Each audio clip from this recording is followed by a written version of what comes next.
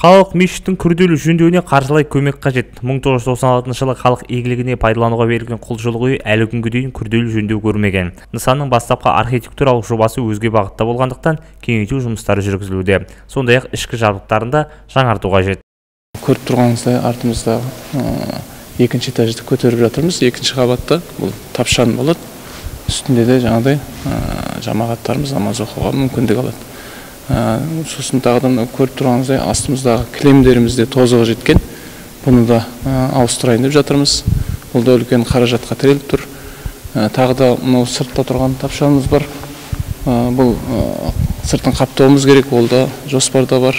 Себебі қазір салқындық білдіріп жатыр. Қазір ораза айында жамағатқа біз тамақ дастархан жайымыз, кішкене салқында болып тұр. Соның барлығын қыс мерзімге де дайындап, ыңғайлы жасау болғанда қаражатымызға тіреліп тұр.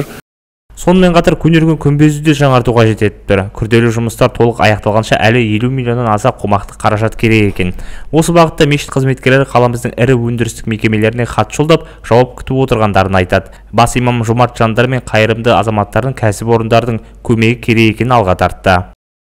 Осы Алланың үйіне көмек беруіңізге шақырамыз. Бұл Алланың үйіне жұмсаған әрбір тиындарыңызды еселеніп қайтады.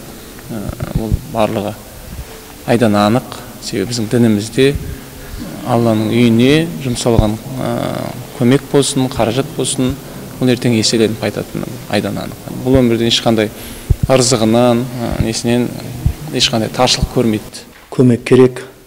Осы бір Рамазан айында осы мына мекемелеріміз бола ма?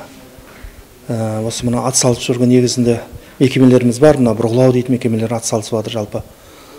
Сонда да әлде де осы көмек болса, осы Рамазан айында көбірек бір сауал жасасақ, осы мешітімізде Алланың үйін кеңейтуіне байланысты сол маңызды неміз осы құлшылық жасауға ғой. Осы мына әсіресе осы жұмаларымызда сыймай жатамыз. Мына қазір осы ішкі үлкен көп бір жақсы болып қалды. Адамдардың келуіне емін еркін сондай намаз оқуына, құлшылық жасауына жақсы.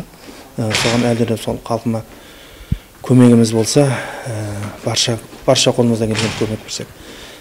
Көпті көрсе көл болады дейді ғой. Айта кетейік, Рамазан айында жиналған баспір қаржысы құрылыс жұмыстарына жұмсалмайды, өйткені садақаға мұқтаж жандарға таратылуы тиіс делінген дейді дін өкілдері. Сондықтан құлшылық үйінің келбетін көркейтіп күрделі жөндеудің аяқталуына көп болып атсалысуға шақырады. Еркін Қарасайұлы, Әсел Алдашев, Батырақ Молдаев, Ақтау Ньюс.